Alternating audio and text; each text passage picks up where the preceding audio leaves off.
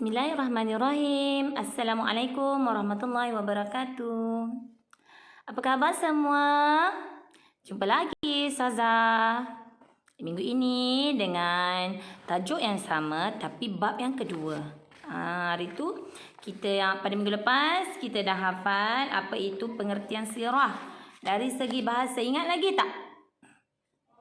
tak? Hari itu dari segi bahasa, sirah adalah apa-apa kisah benar tentang kehidupan Nabi Muhammad sallallahu alaihi wasallam. Ramai yang hantar video tahniah Ustazah ucapkan. Boleh dikatakan semua dalam kelas tu.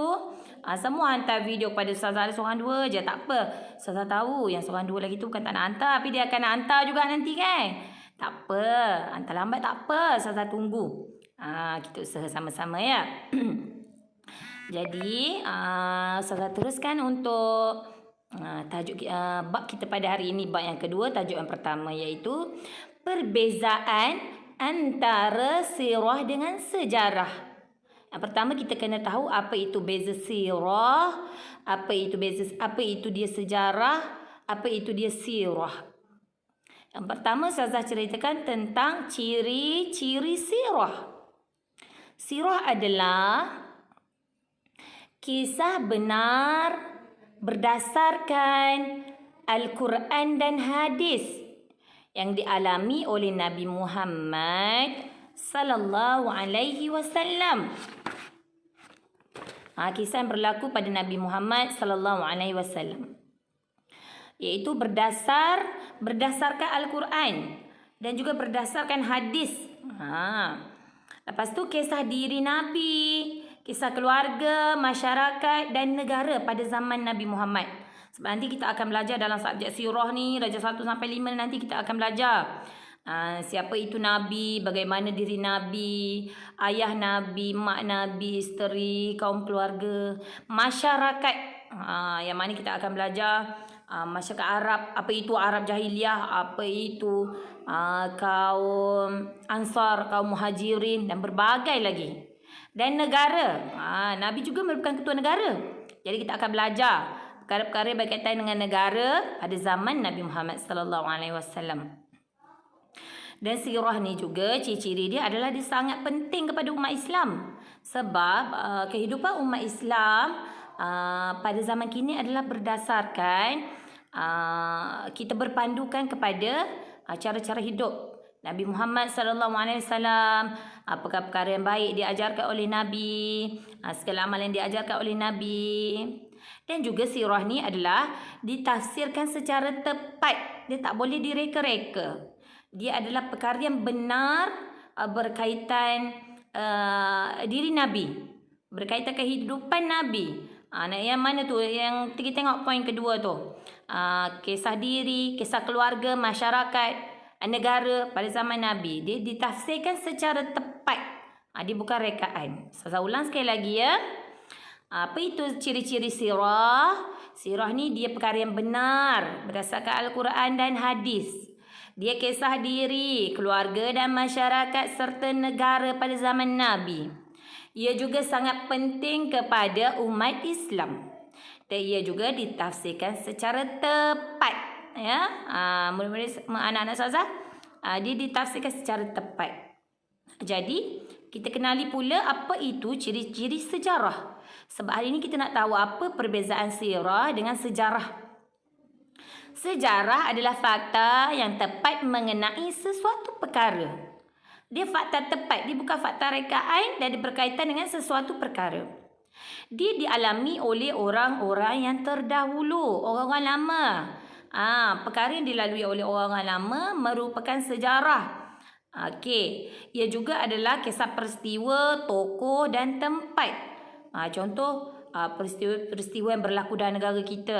Tokoh-tokoh, pemimpin-pemimpin yang terdahulu. Apa tu tempat-tempat yang bersejarah. Itu dipanggilkan apa itu ciri-ciri sejarah. Dan ia juga dijadikan sumber oleh generasi sekarang. Maksudnya generasi sekarang ni dia rujuk kepada sejarah yang berlaku pada orang-orang yang terdahulu, pada orang-orang lama. pada orang-orang dan tokoh-tokoh melaluinya terlebih dahulu. Dan dia ditafsirkan secara berbeza-beza. Sebab apa? Sebab sejarah ni dia disampaikan oleh banyak orang. Selain pada dia dicatat, sejarah yang diceritakan juga adalah berbeza-beza. Berbanding dengan sirah, perbezaannya dia ditafsirkan secara tepat kerana dia hanyalah berdasarkan Al-Quran dan juga hadis. Sebab itulah penting sangat kita kena pandai baca Quran. Kita kena ngaji.